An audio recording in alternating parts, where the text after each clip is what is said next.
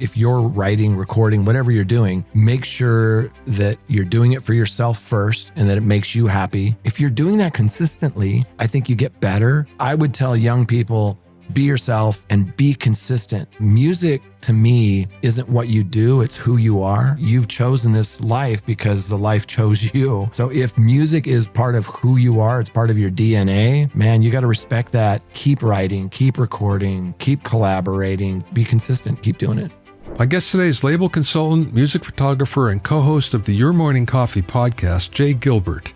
Jay has always been on the cutting edge of digital music marketing during his time with Universal Music, Sony Music, and Warner Music Groups.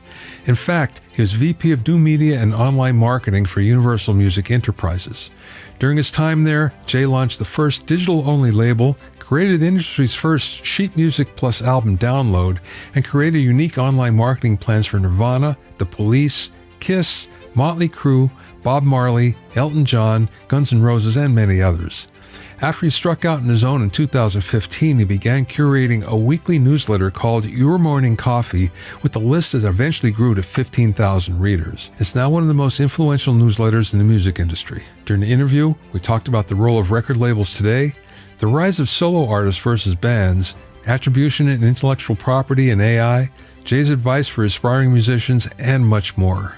I spoke with Jay from his studio in Los Angeles. Do you think it's easier or more difficult for an artist to be successful in the music business today? So we'll start with the small questions. I think it is exponentially more difficult. I think that years ago, when I played in bands and toured around, it was fairly easy, Bobby. Like you would get, let's just say you had a good band and you had good songs. Let's start with that and put that aside for a second. You would play live in your city and develop a following. Maybe if you played in your state, you could play other cities, your region, and you could stay there and you could make a decent living and, you could do pretty well. Record companies back then gave artists a lot of time to develop. You look at a lot of these artists had 2, 3, 4 albums, that a label would give them time to develop, the Cheap Tricks and REO Speedwagons and whoever of the world. They didn't typically pop on their first album. Today, man, there's just the barrier to entry is so low, as you know. It's so challenging. There's just, it seems like everybody is creating music, whether they're doing it with their laptop or with AI or learning an instrument. It just seems like there's just this barrage of, and some of it's really good, and it's so hard to rise above the clutter. So that's a long-winded way of saying, I think it's, in some ways, it's really much more challenging than it ever was to rise above that clutter.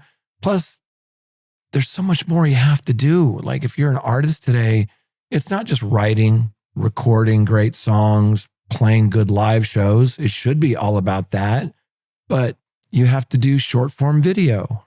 Right. And you have to do social media and maybe TikTok and YouTube and Twitch and, oh my gosh, your email list and meet and greets. It just seems like there's so much more that artists have to do today to be successful. Now, having said all of that, there's always exceptions to the rules, right? There's always people who pop for whatever the reason, the timing. There's a little bit of luck, in our business as well. Yeah. You kind of described my life in the beginning there. My early life anyway.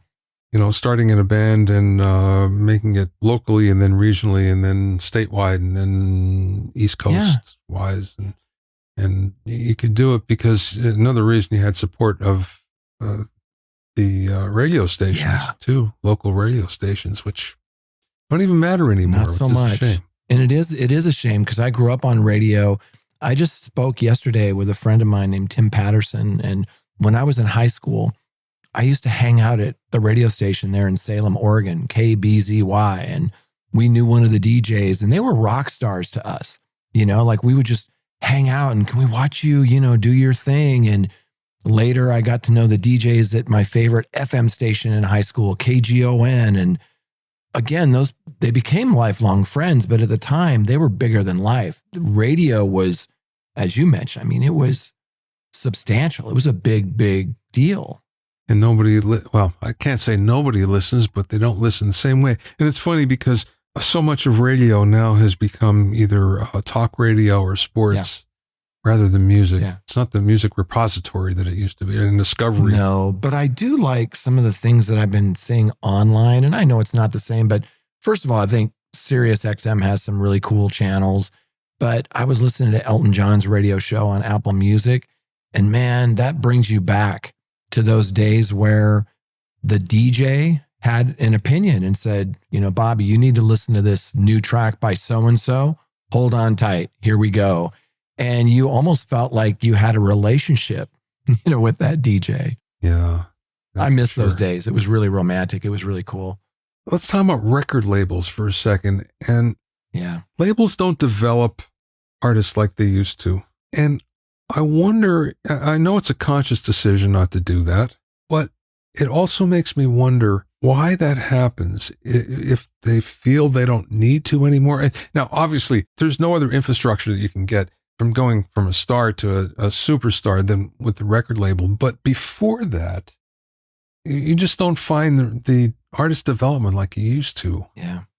So, and you come from a time, when your time in the label, where that was a big deal. When do you think that started to change? I think it started to change when artists could build that fire on their own, meaning that back in the day, 60s, 70s, 80s, you really needed a label to take you to another level. And then I think what sort of happened is some of these things came about, like social media, YouTube. Some of these tools came around where you could actually build an audience, an engaged audience, sort of on your own. You could tour, you could play festivals, you could use these tools. And there was a shift, because I remember talking to Travis Tritt about his first deal was 3 songs. It wasn't an album, it's 3 songs. Well, guess what? I think all 3 of them went to number 1. So he did okay.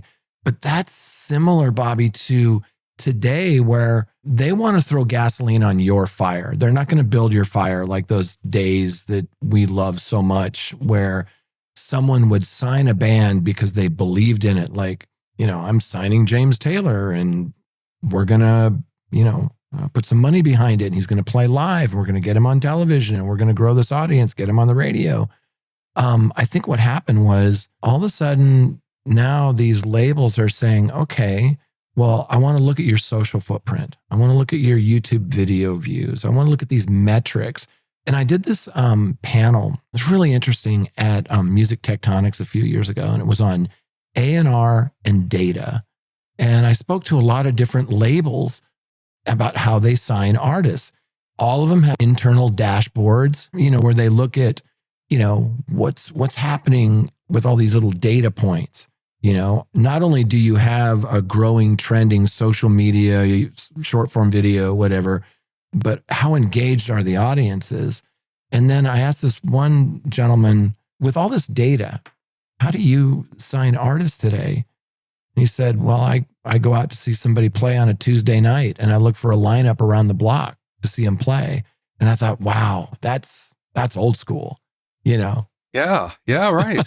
That actually happens today. Yeah. Wow. I think it does, Bobby. I thought that was over. But I also think that it's just a different world now, because at their fingertips, they have, they can press a button and say, show me every unsigned band that has over 100,000 monthly listeners. I mean, there's a little bit of laziness to some of that stuff. And there's also the part where you've heard this too, where someone sends you a song and you're like, oh my God, this is so good. And then you look and you see they don't really have an audience yet. That's the toughest lane in the music industry, is going from 0 to 60. And there are some people who are working on that, and there's some good platforms and there's some tools and tactics and all of that.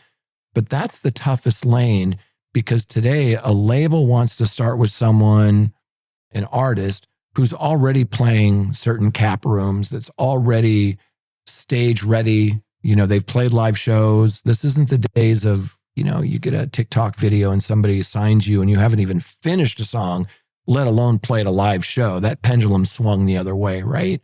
So now it's really about, how can we throw some gasoline on your fire and blow it up? And to your point earlier, these labels, they're not stupid and they're not lazy. And I've worked for a bunch of them. Some of them are better than others, but they have a global network of people who know sync licensing and publicity and brand partnerships and all these things. And when they decide to get behind something because it's got, that drive, they can move mountains. So I don't ever put down major labels, but as a developing or middle class artist, I think you want to be a priority at a small indie until you get to a point where, you're taking those phone calls. And the last thing I'll say on this rant is that I was talking to a friend of mine who's an artist manager, because a lot of my clients are artist managers. And we're talking about when is it right for you to go get an artist manager? And he was telling me that he tells artists all the time, all of us artist managers and booking agents and all of us, we know what's going on out there. We know who you are. If you're making some noise, meaning you're playing bigger rooms each tour and you're streaming and your socials and all the silly stuff is growing, you're on their radar. And I remember calling None Such because I love the label None Such. I just love the music on that label. And I just think they're so good at getting artists on CBS Sunday Morning and NPR. And anyway, big fan. And I called them up because I had a friend who was working there in A&R. And I said, hey, I'm working with this band called The Accidentals. And I really love them. I think they'd be perfect for you guys. And he's like, yeah, Jay, we know all of you. They, and he sort of recited sort of the festivals they were playing and the co-writes they were getting and that sort of thing. So I don't think the labels are asleep at the wheel. I just think that they're looking for a business that's already a business that they can invest in. Yeah, that's a complete different approach from the way it used to be. But then again, you had labels that were run by music entrepreneurs. Right. 100%. As compared to corporations. So, I mean, there's a difference right the there. Mo Austins of the world. And yeah. And the good part about that back then was that, if they liked the music, then they were behind you. And even if the first 3 albums failed, they would hang in there. That doesn't happen No, today. in fact, you would have artists. I'm a big fan of MCA Nashville. And back in the day, the late 80s, early 90s, they were untouchable. I mean, with Reba and Vince and the Mavericks. I mean, they were just, Tony Brown was the president who used to play with Elvis. I mean, legendary stuff, right?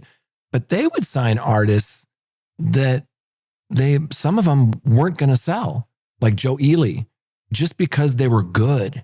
And, they didn't sign Rodney Crowell, but, artists like that maybe aren't going to have that big, radio single.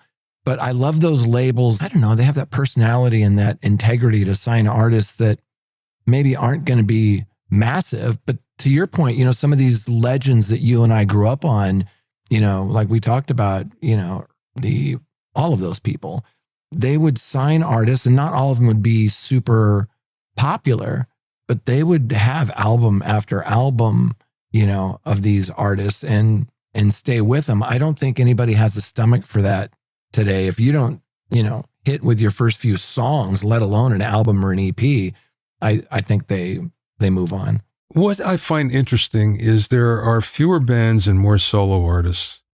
And there seems to be fewer and fewer bands all the time. I get it, because if I grew up in the same era, I'd probably want to be a solo artist doing my own music rather than getting together with a bunch of people, which it feels good when it works, but it takes a long time until it does. Yeah. So there's a lot of work involved. Yeah. That being said, do you think there's going to be a comeback for bands, shall we say, at some point? I think everything's cyclical. If history has taught me anything, it's that what comes around goes around. And I do think that'll come back around. The problem, I think, in some of these situations is it's easy to be a solo artist. I mean, the lockdown proved that to us. We had all of these sort of bedroom artists who would write some incredible songs, or they got really proficient at their instruments. And you would see these videos of some kid playing piano or guitar or whatever. And you're like, wow, this is amazing. And they weren't doing it with a band. And then we have these things today, as you know, as well as anyone, this software that makes it easy for someone to create loops and beats and bass lines and whatever to sort of accompany you Whereas when I was in high school playing in bands, we needed each other to sort of develop those relationships and those sounds and learn how a bass is played with a drum set. And today they sort of stand on the shoulders of giants. I have a friend of mine who plays keyboards on tons of records, and he collected keyboards all his life. So he has this studio with all these classic keyboards. And he was telling me one day that there's software packages now that you can buy that have those sounds in them, and same with guitar amps, and all about this stuff. But I think, to answer your question, I just think it's so easy to stay insulated today. But you've played live, you played with other musicians, and it's not the same. It's like you can sit at home with and do your recordings and make some decent recordings. I've heard some incredible home recordings, and that's fine. But there's a different personality when you have different people adding those parts. And yeah, it's hard. We've played in bands. It's like being married to 3 or 4 other people, and it's hard to get along and stay together. And, there's egos involved and money. And yeah, but when it happens, it's unbeatable. It's magic. I have a story that illustrates that. So I hadn't played live in years. I can't tell you how long. And a drummer that I used to work with called me up, and this was before COVID, so it was 5 or 6 years ago. And he said, my band is playing a festival in Florida. I'd love for you to come and play with us. And I said, nah, I don't have chops anymore, blah, blah, blah. And he insisted. So there's like 3 months in advance, and I really hit the woodshed. I played every single day. I played hard. And yet, when I finally got on stage, I realized how different it was playing with people and how my chops weren't still up to it, even though playing against loops and playing against, tracks, no problem. So it was like, boy, this is a different world. Yeah. And I begged him to not release the video to YouTube. And thankfully he hasn't. But it's the same part, right? You're playing the same guitar part, solo, whatever it is. And you would think that if you're playing along to a record or playing along to a cassette or whatever it is, okay, I've got that part down. But you're right. There's the whole vibe of live, and maybe it's at a different tempo. Maybe somebody's improvising a spot, or there's a crowd involved, or there's adrenaline. It's apples and chainsaws. It's a whole different ball game, right? Yeah, that's for sure. Let's switch gears for a second to a subject that I know is on your mind a lot lately, and that's AI and music. Yeah. And it's something that we're all dealing with on one level or another. Yeah. I find it very interesting in that there are certain things that are very helpful on the production side. They really make a lot of sense. On the creation side, less so. And having done it on various platforms, I realized that it's not as easy as pushing a button and having it spit something out. It takes some skill and time to really do it.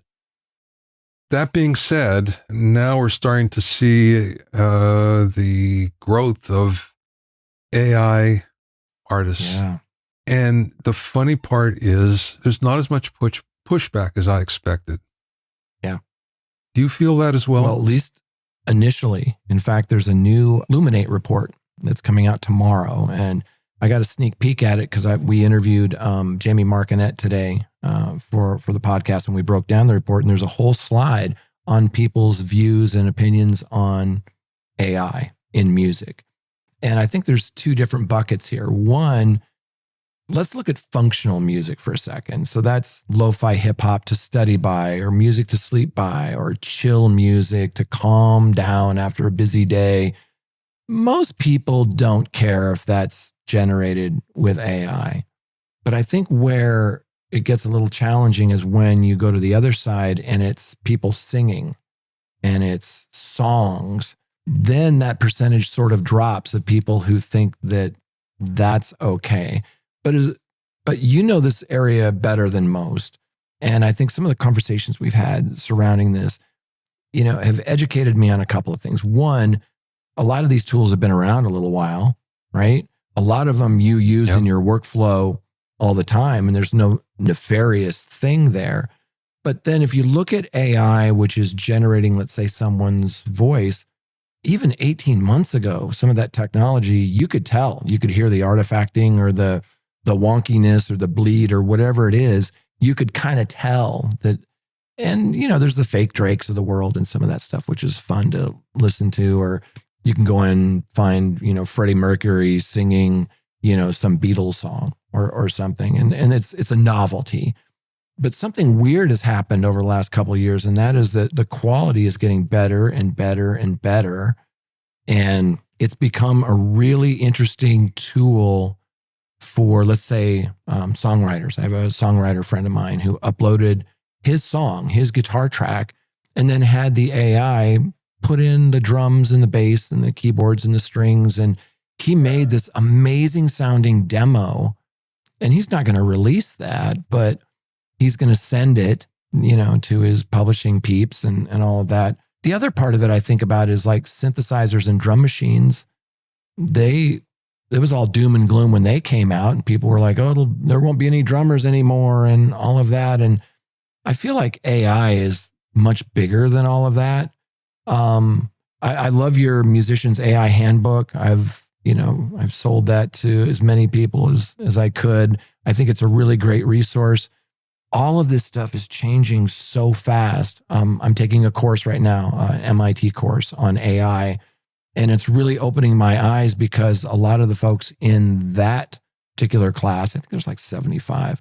I think I'm the only one from music, and people are coming about this in so many different ways. And this isn't Web3. This isn't NFTs. This isn't a fad, right? And I think that quality is going to get better. I think a great song is a great song.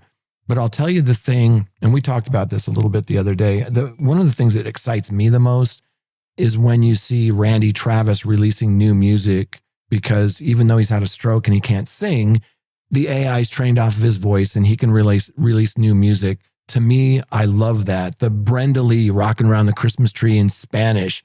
She was 13 when she recorded that song. There's no Spanish version of that.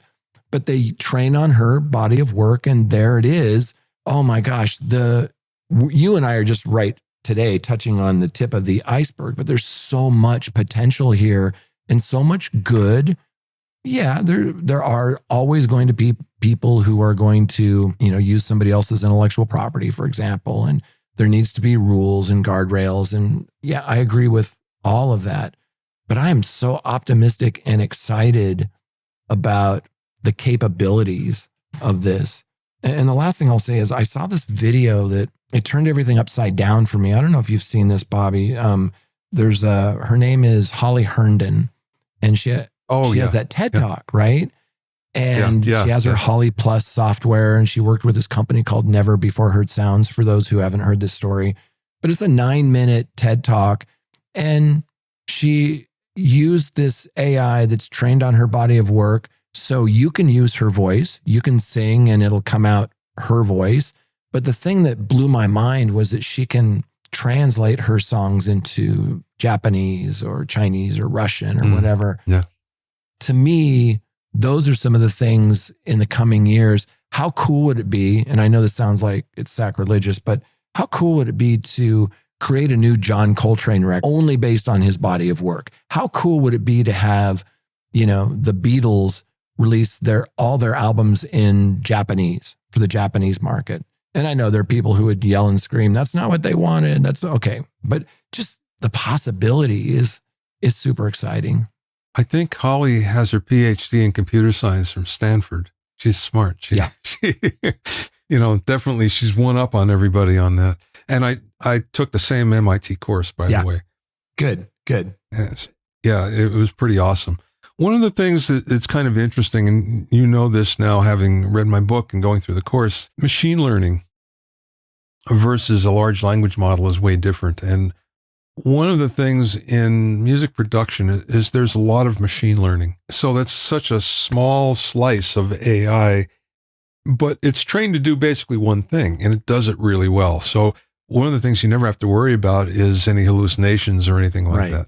Whether you like the result or not is one thing or another, but it's very good at what it does in that one little slice of the world. When we get into things that are using large language models or the equivalent, it's a little different.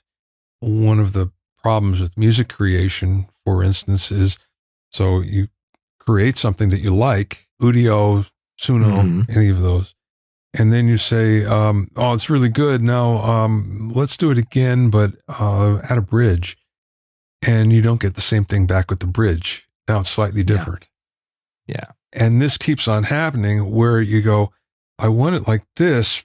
Just give it to me back like this with a little extra. And you have to fight it. Yeah. So it doesn't actually happen like that. So that's one of the frustrating things about working in an environment that's a little wider than machine learning. Yeah. Machine learning, is very helpful in so many ways, and we use it every day, just on your phone, for instance, the recognition, voice recognition, facial recognition, all that. So, I look at that and I think we've been using this for a long time. It's worked for a long time for us. But it worries me with something critical that it might get wrong, which happens a lot. I have a good friend who used it for the first time, and he needed some critical numbers for a presentation he was doing to a venture capitalist. He asked him for these numbers, and ChatGPT shot out these numbers, and he put it in the presentation and went and gave the presentation, and the VC looked at it and said, those numbers can't be right. And my friend looked at it and thought, oh, yeah, they can't. That's off by at least a factor of 100. Yeah.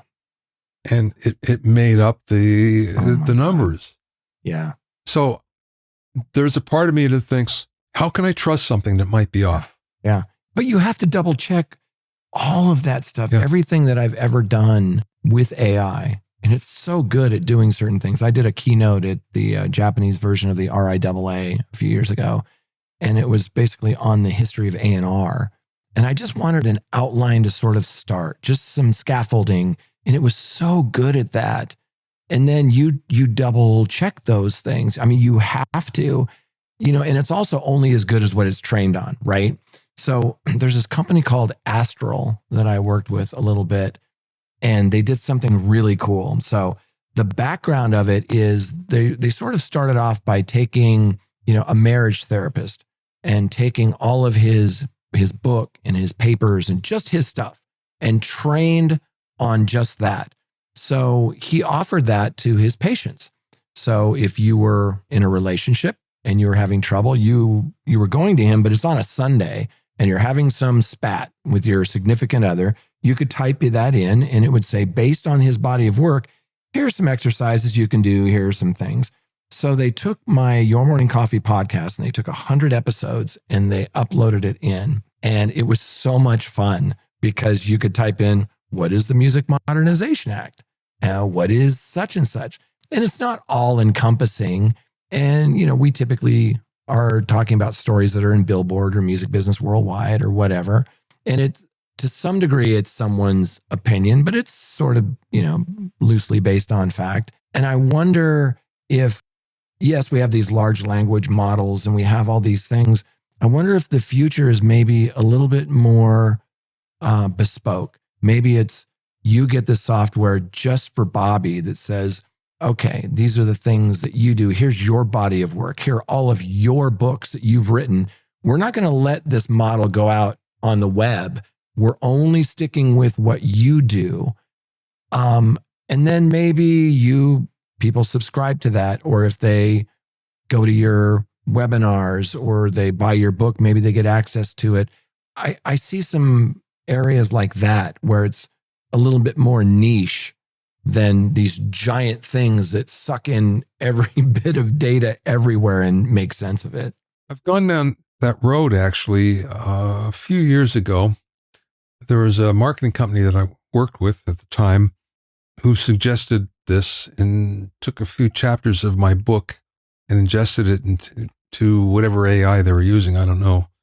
And the results were less than stellar. Really? Let's put it like that. It was giving incomplete answers. Now, that was a few years ago, and technology has certainly come a long way since then. True. So I would expect it to be better. But like I say, it was not encouraging at the time.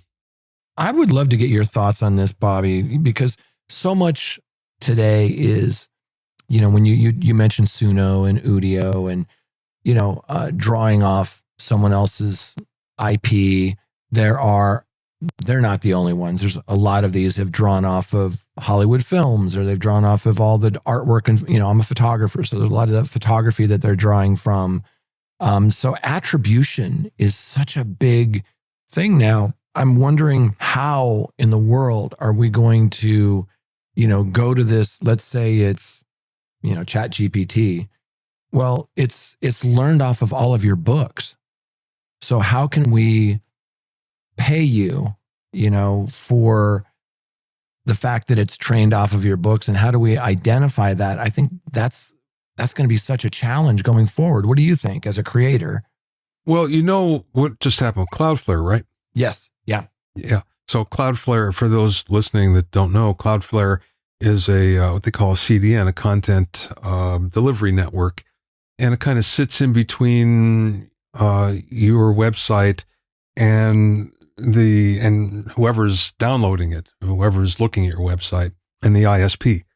And what it does is it makes sure that there's a fast transfer.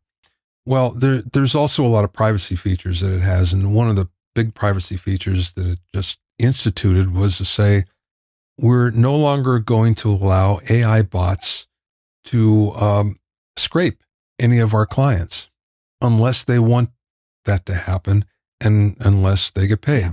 So I think that's pretty fantastic. The downside is if they don't get scraped, they also won't be in any search engines either. So it's going to be harder for someone to search for you.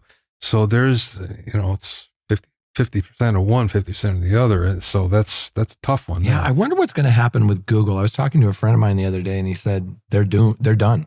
Like, as people get into AI, especially when it becomes voice, and I can just say, hey, device, what are 20 things I need to know about this thing? Or can you summarize this doctor report or whatever it is? His hypothesis was that, with all of these great platforms, they have their time. None of them are forever. I mean, you remember Friendster and MySpace, and they're on top of the world until they're not. And I'm wondering, if that's going to happen with, the AI side versus, say, a Google, Yeah, you would think. And it's also all the ancillary businesses as well that do SEO. Oh my gosh. Search engine optimization, right? Where now that no longer matters. I think they're calling it, then it was search engine marketing, and now I think it's AI engine marketing, something like that. There's a different acronym for it. They moved pretty fast, didn't they? Yeah, that's for sure. All right. Jay, what's one thing about you that people don't know that you wish they did? Well, most people know, that I work with, know that I'm highly caffeinated, and I'm just like you. I'm a lifelong learner. I'm very curious. I'm constantly, trying to learn more about things. And, the music industry has this, as my grandfather would say, an idiot is someone who doesn't know what you just found out. Right. And, for me, I think I do a lot of things outside of the typical consulting for management and tech startups and things like that. I love that stuff with a passion, but I think the thing they wouldn't know is that I have a photo studio, and I've shot, 30, 40 different album covers. I shot the Temptations' last album, 7 or 8 Rick Springfield albums. I just put out a coffee table book recently on 20 years of photographing Rick Springfield on the road and in the studio. Not just in the photo studio, but like in the recording studio as well. And as you know, you don't typically have photographers in a recording studio. Number one, you don't want any noise when you're doing something. And of course, I wouldn't take photos when they're recording, only when they're rehearsing those parts and when it didn't matter. But there's certain artists, I shot a lot of photos in Kiss's tour program for their final tour. And I grew up on these artists, the John Waits of the world and the Cheap Tricks and, all of these. And to be trusted to do photos for them has just been, a career highlight. Although most people don't know I do it. And it's surprising sometimes when I'm working with a client and they'll say, oh, I saw this photo, and it had your photo credit. Is that you? Or I do this podcast with Glenn Peoples at Billboard called Behind the Set List. And I remember we were on with an artist that I had worked with. And after the podcast, he called his manager and he goes, yeah, the interview went really well, but why was Jay on there? Because they don't know that, I do those other things, but it's sort of a fun, creative outlet. And photography is a lot like music in that you take your 10,000 hours to get good at your instrument. And, Ansel Adams used to say, you don't take a photograph, you make a photograph.